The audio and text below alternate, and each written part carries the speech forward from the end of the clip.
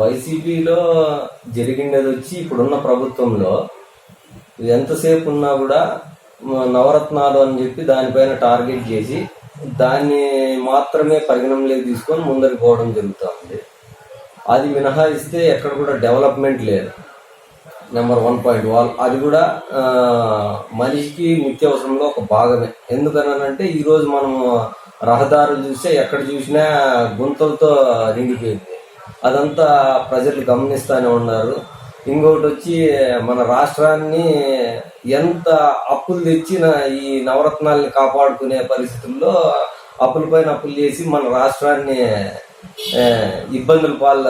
మన రాష్ట్రం ఇబ్బందుల్లో పడే పరిస్థితి మనకు వచ్చేసింది ఈరోజు.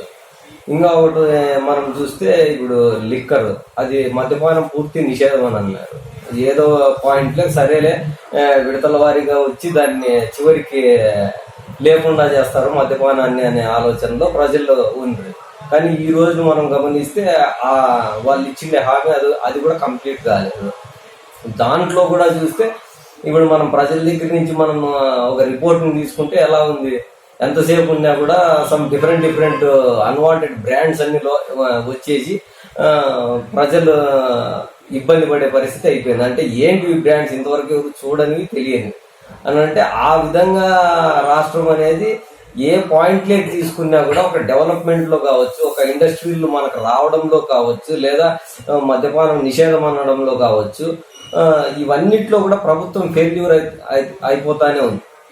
ఇంకా మన టీచర్స్ డిపిఎస్ పూర్తిగా తీసేస్తామని అంటారు. దాన్ని కూడా ఈ రోజు చూస్తే అది కుదరదు అని చెప్పి దాన్ని ఒక మూల పారేసే పరిస్థితి వచ్చేసింది. దీన్ని బట్టి మనం ఆలోచన చేస్తే మన రాష్ట్రము అభివృద్ధి లేకపోవాల్సిన పరిస్థితి మనకు ఎంతైనా ఉంది. ఇంకా ఈ రోజు మనం చూసుకున్నట్లయితే పవన్ కళ్యాణ్ గారు కూడా, పవన్ కళ్యాణ్ కావచ్చు, చంద్రబాబు నాయుడు గారు కావచ్చు, లోకేష్ కావచ్చు, అలాగే బీజేపీ కావచ్చు, ఇవన్నీ మనం ఎందుకు వీళ్ళు దీనిలన్నింటినీ కోఆర్డినేట్ చేసుకొని పోతున్నారు అని అంటే, ఇప్పుడు మన రాష్ట్రం అప్పుల్లోకి వెళ్ళింది. దీని నుంచి బయటపడి ముందుకు పోవాలని అంటే సెంట్రల్లో మనకు సపోర్ట్ ఉండాల్సింది. ఇంకా ఒకటి వచ్చి పవన్ కళ్యాణ్ గారు కూడా ఎంతసేపు ఉన్నా కూడా నిస్వార్థంగా పనిచేసిన వ్యక్తి. అంటే ఎంతసేపు ఉన్నా కూడా తన దగ్గర ఉన్న సొమ్ము తను పెట్టినాడే తప్ప ఏ ఒకటి కూడా ఆశించలేదు.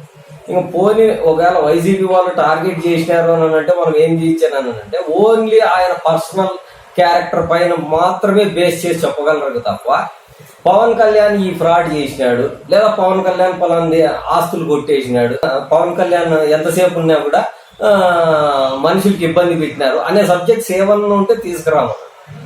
పవన్ కళ్యాణ్ గారిని ఎందుకు ఎదుర్కోలేరు అని అంటే హీఈస్ అన్ పీస్ఫుల్ సోల్. ఆయన ఎంతసేపు ఉన్నా కూడా ఎక్కడన్నా 10 మందికి బాగలేదు లేదా వాళ్ళు ఇబ్బందిలో ఉన్నారు అని అంటే 100% ఆడ హాజరైపోయి మీ ఇబ్బంది ఏంది చెప్పండి అని చెప్పి విచారించే పరిస్థితి.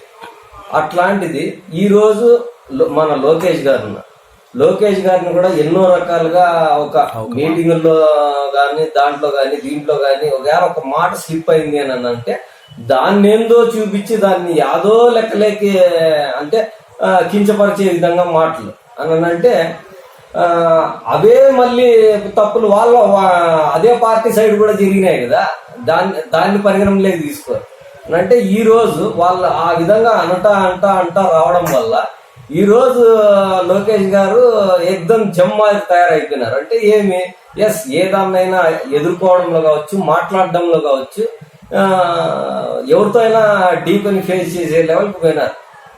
అంటే ఈరోజు మా పార్టీకి ఉన్న అజెండా ఒకటే, మన ప్రజలు ఇబ్బంది పడతా ఉన్నారు, రాష్ట్రం అప్పుల్లో ఉంది, దీన్ని అన్నింటినీ చెక్క పెట్టాలనంటే ఈరోజు తెలుగుదేశం పార్టీ రూలింగ్ లేక రావాల్సిన ఖచ్చితమైన సమయం వచ్చింది. ప్లస్ రాష్ట్రానికి అవసరం కాబట్టి ఈరోజు తెలుగుదేశం పార్టీ ఎంతసేపు కూడా అధికారంలోకి వస్తుంది, ఈసారి ఖచ్చితంగా గెలిచి కూడా తీరుతుంది.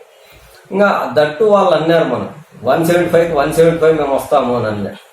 దాన్ని ఏముంది, ఇంకా నాకు తెలిసి 45 days ప్రజలు దాన్ని నిర్ణయిస్తారు, అది నీకే కనపడుతుంది. మనం ఏదో చెప్పాల్సిన పనిలే. ఈరోజు మా పార్టీకి ఉండే హోప్స్ కావచ్చు, ప్రతి పాయింట్లో కూడా కొత్త లీడర్స్ని తీసుకురావడంలో కావచ్చు, ఒక యంగ్స్టర్స్కి అవకాశం ఇవ్వడంలో కావచ్చు, ప్రతి దాంట్లో కూడా ఈరోజు తెలుగుదేశం పార్టీ ముందుంది. ఈరోజు మన పుట్టపర్తిలో అయితేనేమి, మన పెనగొండలో అయితేనేమి, ఎక్కడ కూడా మా చుట్టుపక్కల యంగ్స్టర్స్ వచ్చే పరిస్థితి వచ్చింది. దీన్ని బట్టి మనం తెలుసుకోవచ్చు, తెలుగుదేశం ప్రభుత్వం ఎప్పుడు కూడా యూత్ని ఎంకరేజ్మెంట్ చేస్తుంది. యూత్ రావడం ఎంతైనా ఖచ్చితమైన అవసరం ఉంది అని చెప్పి గ్రహించి ఈరోజు వాళ్ళని మన నారా లోకేష్ గారు కృషి చేసి వాళ్ళని తీసుకురావడం జరుగుతూ ఉంది. అలాగే ఈరోజు మా నియోజకవర్గంలో సవితమ్మక్క గారికి టికెట్ ఇవ్వడం జరిగింది. సవితమ్మక్క గారు కూడా ఎంతసేపు ఉన్నా కూడా తను ప్రతి పాయింట్లో కూడా ఎంతసేపు ఉన్నా కూడా పేదలకు మంచి చేయాలనే ఆలోచనలో ముందుకొస్తూ ప్రతి అణువులో కూడా పేదలకి కరోనా సమయంలో కావచ్చు, ఈ ప్రతి ఒక్కరికి కిట్లు పంచడంలో కానీ, ఇంకోటి వచ్చి అన్న క్యాంటీన్ నడపడంలో కానీ, అంటే మోస్ట్లీ దగ్గర ఒక 1 year 2 years నుంచి దాన్ని ఫుల్ ఫ్లెడ్జ్డ్ లో నడుపుతూ వచ్చింది. అని అంటే కేవలం ఒక స్వార్థం లేకోకుండా నిస్వార్థంతో పేద ప్రజలకి ఎంతసేపు ఉన్నా కూడా నేను నా వంతు ఏదో ఒకటి చేయాలనే ఆలోచనతో ఈ రోజు వరకు చేస్తా వచ్చింది. అది మనమంతా గమనించుకొని చూస్తూనే ఉన్నాము. ఈ రోజు చూసినట్లయితే మనకు తెలిసిండేది ఏమన్నానంటే ఖచ్చితంగా సవితమ్మక్క గారు భారీ మెజారిటీతోనే గెలిచి తీరుతారు. ఓకే, ఉషశ్రీ గారు కావచ్చు, వాళ్ళు ముందు పనిచేసే రైట్ నౌ ఉండేది వచ్చి కళ్యాణదుర్గము. అక్కడ నుంచి ఇక్కడ ఈరోజు పెనగొండకి ఇన్ఛార్జిగా మార్చినారు. మనం కరెక్ట్గా చెప్పాలని అంటే అక్కడ ఉండే వాళ్ళని ఇక్కడికి ఎందుకు మార్చాల్సింది వచ్చింది. ప్లస్ ఇంకా ఒకటి వచ్చి ఒకవేళ వాళ్ళ అభివృద్ధి ఇంకోటి తెలుసుకోవాలని అనుకుంటే మనం కళ్యాణదుర్గానికి పోయి అక్కడ విచారించుకున్నా కూడా ఏ విధంగా డెవలప్ చేసినారు, ఏ విధంగా లేదు అనేది పాయింట్ వాళ్ళకే అర్థమైపోతుంది. ఈరోజు సవితమ్మక్క గారిని నాన్ లోకల్ అని ఎట్లా అనగలరు అసలుకి? ఎందుకనంటే పెనగొండ నియోజకవర్గం పెనగొండలోనే ఉంటుంది. అక్కడి నుంచి నేను పోటీ చేస్తుంది, తిరుగుతూ ఉంది, ప్రతి పాయింట్లో కూడా ముందుండి దూసుకుపోతూ ఉంది. మీరు ఏ విధంగా నాన్ లోకల్ అని చెప్పలేరు. ఇంకొకటి వచ్చి ఇది మెజారిటీతో గెలుస్తుందని అంటున్నారు. ఏ పాయింట్లో 30,000 మెజారిటీతో గెలుస్తుందని అని మీరు అనుకుంటారు. ఈరోజు ఈ గోరంట్ల మండలంలో మనం తీసుకున్నట్లయితే వైసీపీకి సంబంధించిన నాయకులే కావచ్చు, వాళ్ళకే ఒక పాయింట్లో ఒక అవగాహన ఉంది. అరే నాన్ లోకల్ అన్న ప్రజలు అంటున్నారనని దాన్ని ప్రజల్లో మనం వెళ్ళి డిసైడ్ అయిపోయిన తర్వాత ఎవరిది ఎంత మెజారిటీ వస్తుంది ఏమి అని అనేది ప్రజలే డిసైడ్ చేస్తారు. ఈరోజు మా పార్టీ తరఫున మేము కష్టపడడానికి సిద్ధంగా ఉన్నాము. ఎందుకనంటే ఈ గతంలో కొన్ని ఎమ్మెల్యే గారికి కావచ్చు, మాజీ ఎమ్మెల్యే మన పార్థసారథి గారికి కావచ్చు, మన నిమ్మల కిష్టప్ప గారికి కావచ్చు, కొన్ని భేదాలు ఉన్నాయి. కానీ ఈరోజు ప్రతి ఒక్కరూ కలిసికట్టుగా కలిసి పనిచేయాల్సిన అవకాశం ఉంది ఈరోజు ఇక్కడ.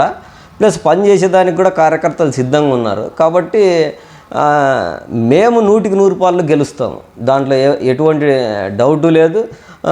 సవితమ్మక్క గారిని ఎమ్మెల్యేగా మేము చేసి తీరుతాం. ఈరోజు మనం చూసినట్లయితే మనం కొన్ని రోజుల కిందట ఎస్ఎల్ఎన్ హాల్లో మీటింగ్ పెట్టడం జరిగింది. ఆ మీటింగ్లోనే జనసేన కార్యకర్తలు వచ్చినారు, బీజేపీ కార్యకర్తలు వచ్చినారు, అలాగే తెలుగుదేశం పార్టీ కార్యకర్తలు వచ్చినారు. ఆ రోజు కలుపుకొని ఈ మీటింగ్ పెట్టడమే మాకు ఒక పెద్ద సక్సెస్.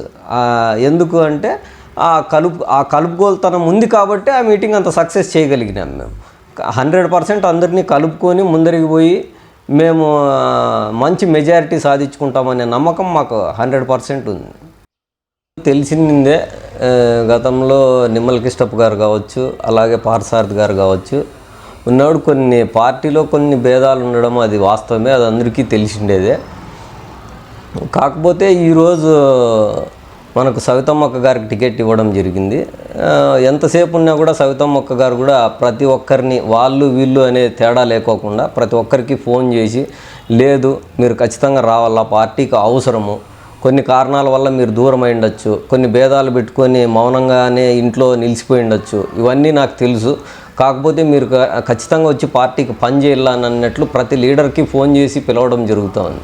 అదే కారణంగానే నాకు కూడా ఫోన్ చేసి, లేదు శేఖర్ మీరు మౌనం పాటించినారు, గత ప్రభుత్వం ఉన్నప్పుడు మీరు చాలా యాక్టివ్గా పార్టిసిపేట్ చేసినారు, ఖచ్చితంగా మీలాంటి వాళ్ళు పార్టీకి అవసరము అని చెప్పి కోరడం జరిగింది. దానికి అనుకూలంగానే మేము కూడా ప్రతి ఒక్కరూ సవితమ్మ అక్క గారికి సపోర్ట్ చేయాలనే లెక్కలో ముందుకు వచ్చినాము. ఈరోజు చూసినట్లయితే ఎంతసేపు ఉన్నా కూడా ఆ కలుపుగోలుతనం అనేది లీడర్లో ఉన్నప్పుడు ఎంతోమంది లీడర్స్ అట్రాక్ట్ అయ్యి 100% చేయాలనే ఆలోచన ఉంటుంది. ఆ విధంగా అక్క కూడా ఉంది కాబట్టే ప్రజలు కూడా వస్తూ ఉన్నారు. టీడీపీ పార్టీలోకి జాయినింగ్స్ కావచ్చు, ఇవన్నీ మనం చూసినట్లయితే ఎంతమంది ఈరోజు ఎస్ఎల్ఎన్ ఫంక్షన్ హాల్లో మీటింగ్ పెట్టినప్పుడు తెలుగుదేశం పార్టీ కార్యకర్తలు చాలా భారీ సంఖ్యలో వచ్చి మీటింగ్ని సక్సెస్ఫుల్ చేసి తీసుకుపోయినాము.